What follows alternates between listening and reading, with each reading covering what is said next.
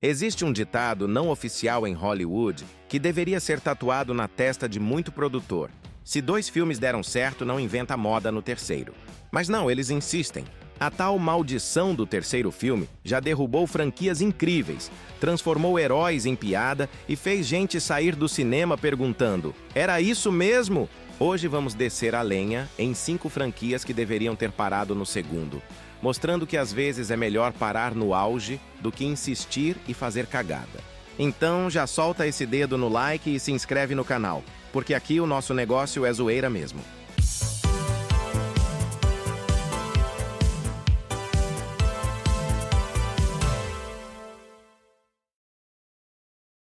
Quinto lugar, Blade Trinity. Se você achou que vampiro só sofreu no filme Crepúsculo, é porque nunca viu a desgraça que foi Blade Trinity. O primeiro filme foi porrada pura, o segundo trouxe Guillermo del Toro botando estilo gótico no rolê.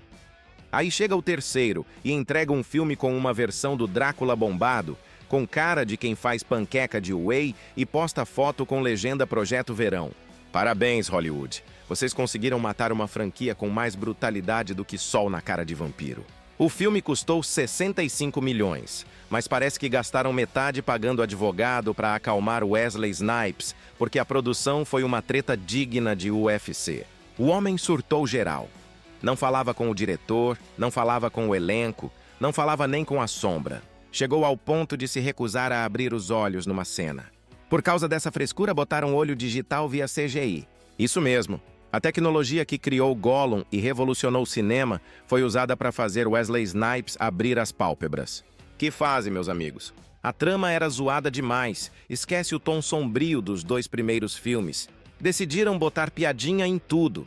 Parece que o roteirista escreveu o filme enquanto assistia todo mundo em pânico ou corra que a polícia vem aí.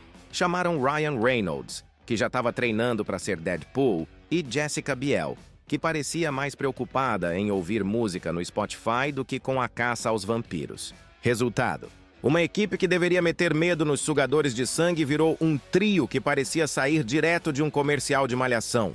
O vilão era o terrível Drácula. Sim, o vampiro mais clássico da cultura pop. Aí você pensa, nossa, isso vai ser épico. Épico, tá bom. Ele parecia um garoto propaganda de suplemento com crise existencial, andando sem camisa para mostrar o tanquinho. Zero ameaça, zero carisma. Até o quase nada do Chapolin dá mais medo. O filme conquistou 25% de aprovação no Rotten Tomatoes. Até a mãe do diretor deve ter avaliado mal essa bagaça. Os fãs saíram do cinema com a mesma sensação de quando mordem uma coxinha e descobrem que é só massa. Pura decepção. Para completar, Snipes processou geral a produção depois, reclamando de assédio, difamação e que ainda por cima não recebeu direito seu cascalho. Resumindo, Blade Trinity é aquele típico filme que deveria ter sido cancelado, mas pela ambição e para sugar ainda mais a franquia, fizeram um filme muito do meia-boca e lançaram do mesmo jeito. Só faltou o Blade brilhar na luz do sol sem camisa como um vampiro fresco. Quarto lugar, O Exterminador do Futuro 3, A Rebelião das Máquinas. Se o julgamento final foi um churrasco com picanha Angus e cerveja artesanal gelada, Exterminador 3 é aquele almoço triste com salsicha e arroz empapado frio que minha ex mandava na minha marmita. James Cameron fez história com o segundo filme. Suspense, ação, emoção e a Linda Hamilton no modo tanque de guerra, virando referência de personagem feminina casca grossa.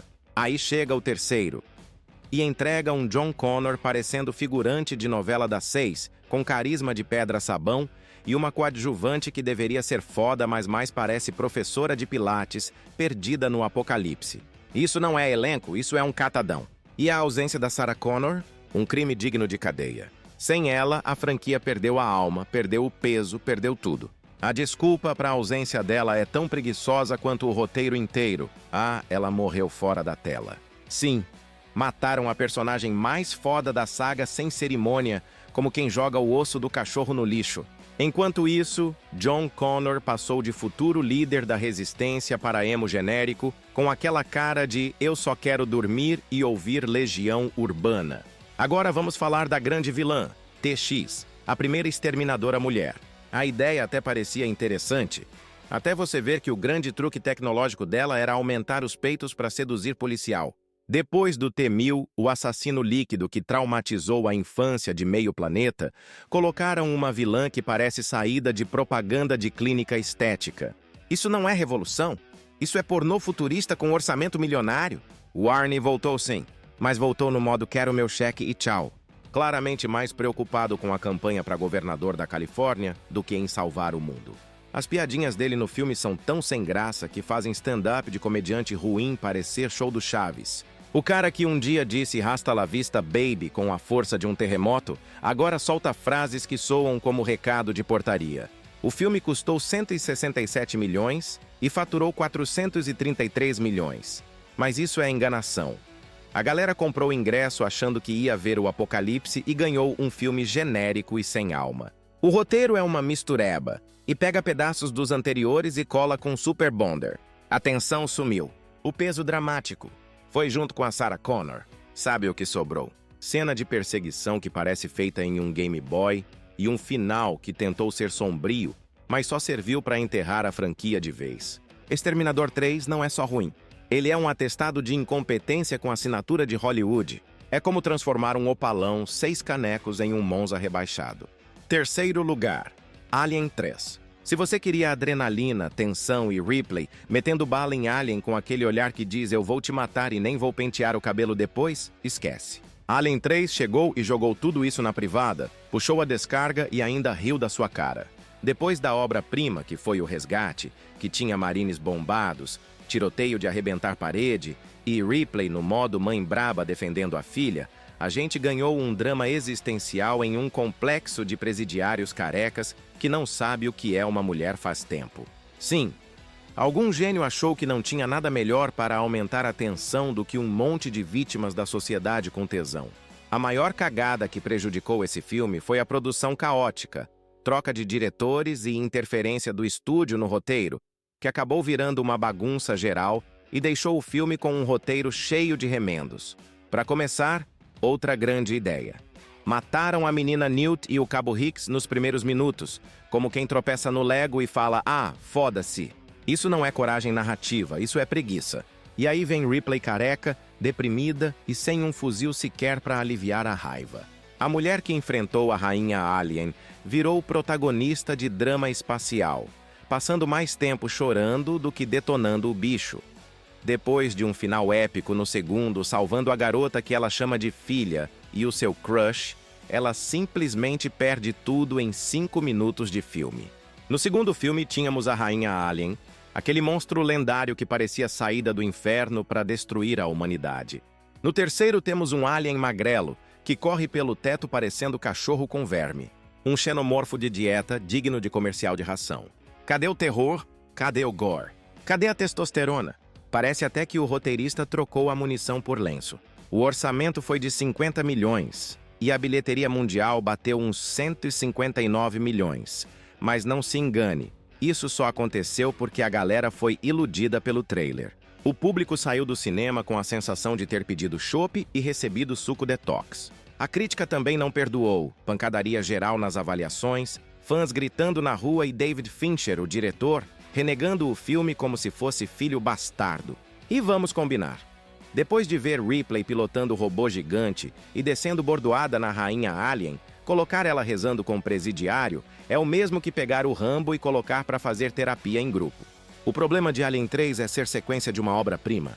Talvez funcionasse como uma obra original, mas acabou sendo a prova viva de que até franquia macho pode ser emasculada por um roteiro que parece escrito numa noite de bebedeira com vinho barato. Segundo lugar, Matrix Revolutions. Se Matrix de 1999 foi um soco na cara da indústria, mudando tudo com aquela filosofia cyberpunk e cenas que fizeram o cinema parecer videogame de última geração, Matrix Revolutions é a ressaca moral dessa festa depois de 8 doses de velho barreiro. Depois de 2 filmes que criaram hype global, as irmãs Wachowski conseguiram a proeza de transformar um final épico em um manual de como entediar uma plateia com monólogos existenciais e CGI de qualidade duvidosa. Era para ser a guerra definitiva contra as máquinas, mas entregaram um desfile interminável de diálogos tão profundos quanto o pensamento de adolescente no status do WhatsApp. A ação que definiu a franquia virou espetáculo inflado. A batalha em Zion, que deveria ser histórica, pareceu uma versão prolongada do jogo MechWarrior, com robôs cuspindo bala até a alma pedir arrego. Não tem tensão, não tem adrenalina, tem só barulho e fumaça. Quando Neo finalmente encara o agente Smith no grande duelo, o que vemos é uma cena de pancadaria sob chuva, que dura tanto que dá tempo de pedir um delivery, comer e ainda voltar antes da luta acabar. Visualmente bonito, mas vazio de emoção. É como enfiar fogos de artifício dentro de um saco de pão e esperar um show pirotécnico, barulho sem espetáculo. O maior pecado é o roteiro. O primeiro filme te fazia filosofar sobre realidade e livre-arbítrio. O terceiro te faz filosofar sobre por que você não ficou em casa assistindo Pica-Pau. É uma overdose de frases de efeito que soam profundas, até você perceber que não significam absolutamente nada. Personagens importantes viraram figurantes de luxo, e Neo, o escolhido, passa metade do filme parecendo um carteiro desmotivado entregando correspondência no inferno digital. O filme custou 110 milhões de dólares e arrecadou 427 milhões. O que é bom no papel, mas para quem viu o hype do segundo, isso foi um tombo com direito à fratura exposta. É considerado como o ponto fraco da trilogia. Fãs divididos entre arte e isso é fanfic de fórum de filosofia. E a pior parte é que Matrix Revolutions não é só um filme fraco. Ele é a lápide em cima da trilogia que começou como a obra mais foda da ficção científica moderna. Se o primeiro filme era uma Ferrari turbinada, esse é um Fusca com adesivo é velho, mas tá pago tentando tirar racha na marginal. É pomposo, é pretensioso e é tão profundo quanto uma poça d'água depois da chuva. Primeiro lugar, Homem-Aranha. 3. Se o primeiro Homem-Aranha apresentou o herói com emoção e o segundo entregou uma obra-prima com o Dr. Octopus roubando a cena, o terceiro foi a implosão completa. Não porque seja tecnicamente o pior filme da lista, mas porque veio depois de 2 filmes espetaculares e virou um fiasco histórico. Está em primeiro pelo que deveria ter sido, o fechamento perfeito de uma trilogia épica, e que acabou fazendo o diretor se afastar do projeto do quarto filme e de qualquer filme de super-heróis por um bom tempo. A culpa não é só do Sam Raimi, mas os bastidores foram um inferno. O cara queria um filme mais sombrio e centrado no Homem-Areia, desenvolvendo o drama do vilão e o dilema moral do Peter. Mas a Sony tinha outras ideias, empurra Venom no roteiro porque os fãs querem. Raimi detestava o personagem, achava desnecessário e não queria colocar. Mas foi obrigado a enfiar não só o simbionte, como também o arco do Harry e ainda criar espaço para a Mary Jane e Gwen Stacy. O resultado foi um roteiro lotado, correndo mais que motoboy de pizzaria no sábado. E essa pressão matou o ritmo. Enquanto o Homem-Aranha 2 tinha equilíbrio entre ação, drama e emoção, Homem-Aranha 3 virou um samba do roteirista doido. 3 vilões, romance, conflito interno, CGI para todo lado e zero coerência. Venom, que deveria ser um monstro ameaçador, virou um coadjuvante sem peso e a escalação do Topper Grace para o papel não fez nenhum sentido. O Homem-Areia até tinha um arco interessante, mas ficou jogado no meio da salada. E o Harry virou um vilão Nutella, perdido entre ser amigo, inimigo ou figurante. E então vem o golpe final. Peter Parker emo, dançarino. Aquilo não é só ruim, é criminoso. O herói que enfrentou monstros, salvou Nova York e encarou o Duende Verde virou um adolescente ridículo com topete lambido e passinhos que faz qualquer um passar vergonha no TikTok fácil. Aquela sequência nasceu porque Raimi, cansado da pressão, enfiou ironia na cara do estúdio, mas virou um tiro no pé que ecoa até hoje. Vou deixar claro que a posição e inclusão desse filme nessa lista é pela trilogia envolvida, onde temos 2 obras muito fodas e uma bem mais fraca que causou o fim do trabalho do diretor com o cabeça de teia. O filme custou 258 milhões e arrecadou quase 895 milhões, mas dinheiro não compra dignidade. A crítica não perdoou, 63% no Rotten, contra 93% do segundo. Homem-Aranha 3. Não é só o pior filme da trilogia, É uma lição sobre como um estúdio pode destruir um diretor, esmagar sua visão e transformar uma trilogia lendária.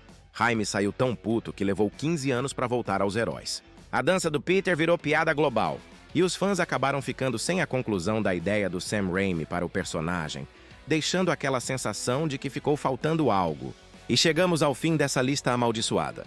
Dói colocar Homem-Aranha 3 no topo, não por ser o pior de todos, porque não é, mas porque veio depois de duas obras-primas e afundou tudo com Venom genérico e Peter Parker emo dançando na rua. Mas que merda, Sony Pictures! Sam Raimi tentou, mas a pressão do estúdio destruiu a trilogia. Quer mais listas cheias de verdades dolorosas? Então já deixa o like e se inscreve no canal, porque aqui a gente ri da desgraça do cinema juntos. Um forte abraço, meus amigos, e até o próximo vídeo.